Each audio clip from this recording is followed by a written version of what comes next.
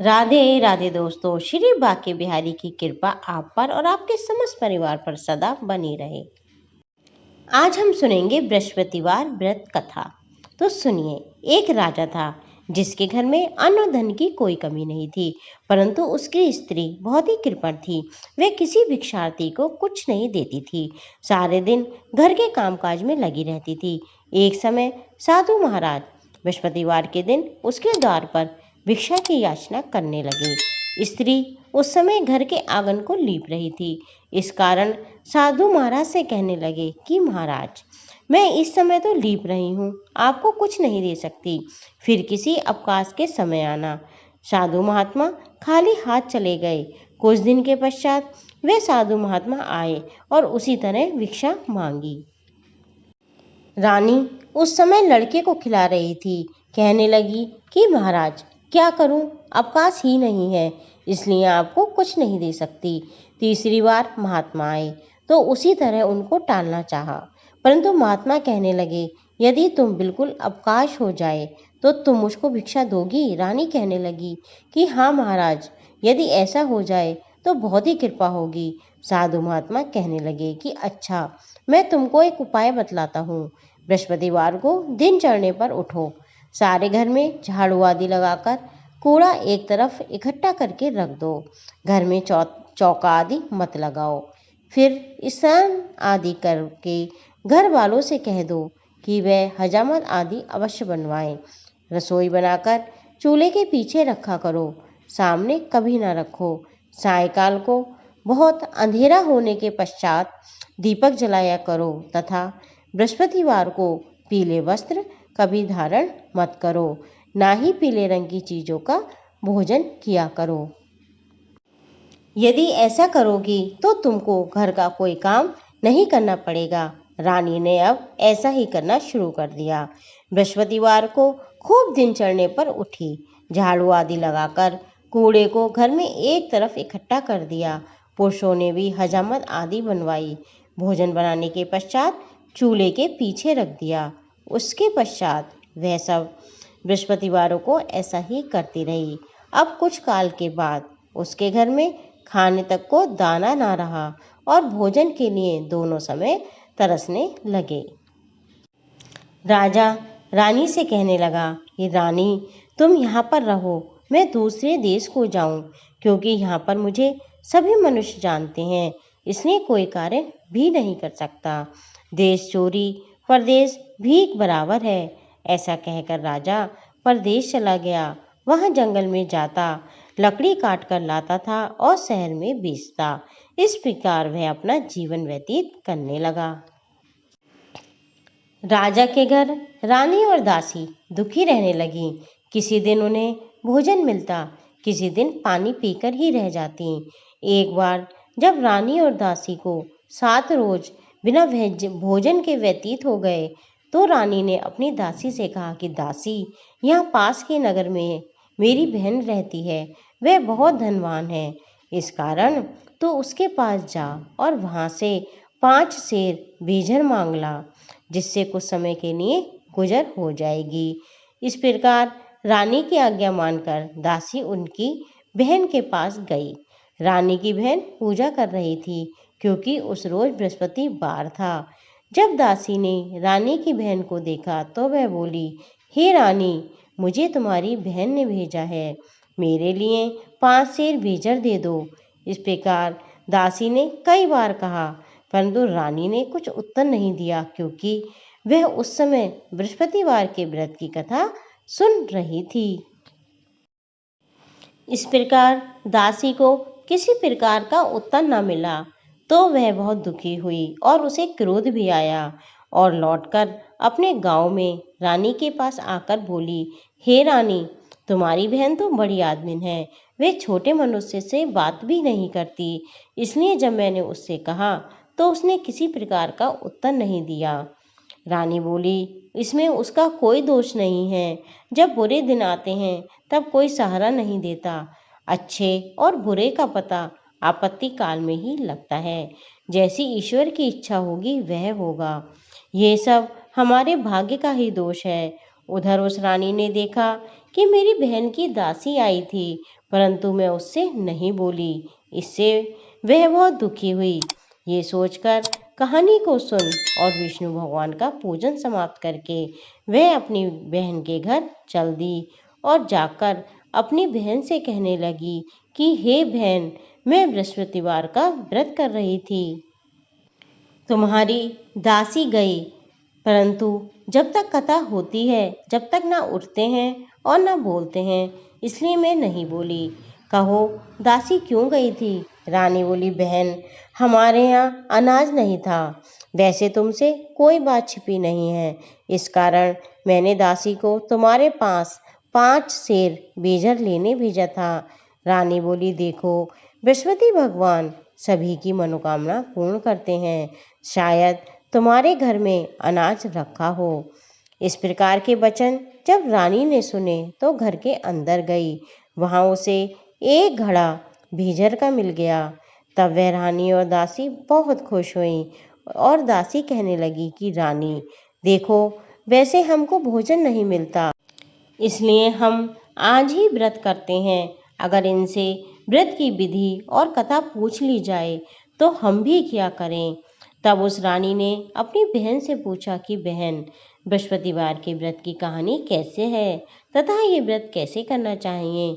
रानी की बहन ने कहा कि बहन, गुरुवार के व्रत में चने की दाल मुनक्के से विष्णु भगवान का केले की जड़ में पूजन करें, दीपक जलाएं, पीला भोजन करें तथा कहानी सुने।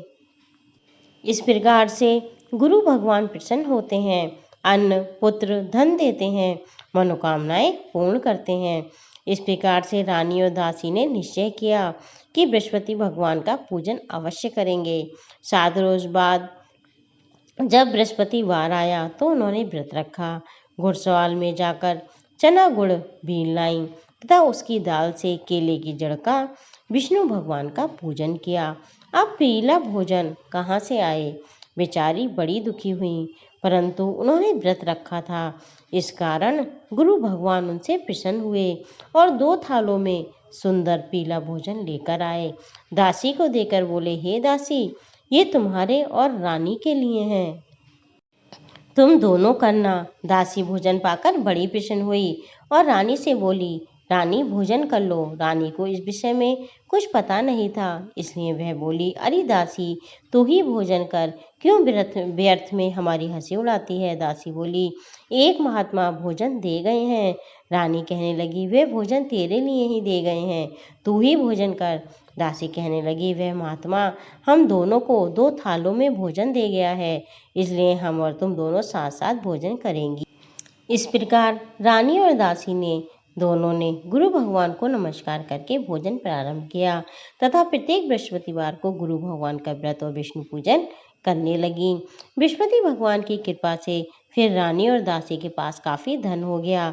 रानी फिर इसी प्रकार आलस करने लगी। तब दासी बोली, देखो रानी, तुम पहले इसी प्रकार आलस से क्या करती थी? तुम्हें धन रखने में कष्ट होता था, इस कारण सभी धन नष्ट हो गया। अब गुरु भगवान की कृपा से हमें धन प्राप्त हुआ है तो तुम्हें फिर आलस्य होता है। बड़ी मुसीबतों के बाद हमने ये धन पाया है, इसलिए हमें इसे दान पुण्य करना चाहिए तथा भूखे मनुष्यों को भोजन कराओ, प्याऊ लगवाओ, ब्राह्मणों को दान दो, कुआं तालाब बावड़ी आदि का निर्माण कराओ, मंदिर पाठशाला बनवाकर दान दो, कुंवारी कन्या का विवाह कराओ, धन को शुभ कार्यों में खर्च करो, जिससे तुम्हारा यश फैलेगा तथा स्वर्ग प्राप्त होगा। रानी ने इस प्रकार कर्म करने आरंभ किए तथा उसका यश फैलने लगा। रानी और दासी विचार करने लगी कि ना जाने राजा किस प्रकार से होंगे, उनकी कोई खबर नहीं मिली। गुरु भगवान से उन्होंने प्रार्थना की कि भगवान। तब भगवान ने रात्रि में को राजा को सपने में कहा, हे राजा, उठ उठ, तेरी रानी तुझको याद करती है, अपने देश को चलो। राजा प्रातःकाल उठा और विचार करने लगा। स्त्री जाति खाने और पहनने की संगनी होती है, पर भगवान की आज्ञा मानकर वह अपने नगर के लिए चलने को तैयार हुआ। इससे पूर्व जब राजा परदेश चला गया तो प्रतिदिन जंगल में से लकड़ी बीन कर लाने लगा और उन्हें शहर में बेचकर अपने दुखी जीवन को कठिनाई से व्यतीत करता था। एक दिन राजा दुखी होकर पुरानी बातों को याद कर कर रोने लगा। तब उस जंगल में बृहस्पति देव एक साधु का रूप धारण करके आ गए और राजा के पास आकर बोले, हे लकड़हारे, तुम इस जंगल में किस चिंता में बैठे हो, मुझे बतलाओ। ये सुन राजा नेत्र में आंसू भर लाया और बोला, हे प्रभु, आप सब कुछ जानने वाले हो। इतना कहकर साधु को अपनी संपूर्ण कहानी बतला दी। महात्मा दयालु होते हैं। उससे बोले, राजा, तुम्हारी स्त्री ने बृहस्पति देव का अपमान किया था, जिसके कारण तुम्हारी ये दशा हुई। अब तुम किसी प्रकार की चिंता मत करो, भगवान तुम्हें पहले से अधिक धनवान करेगा।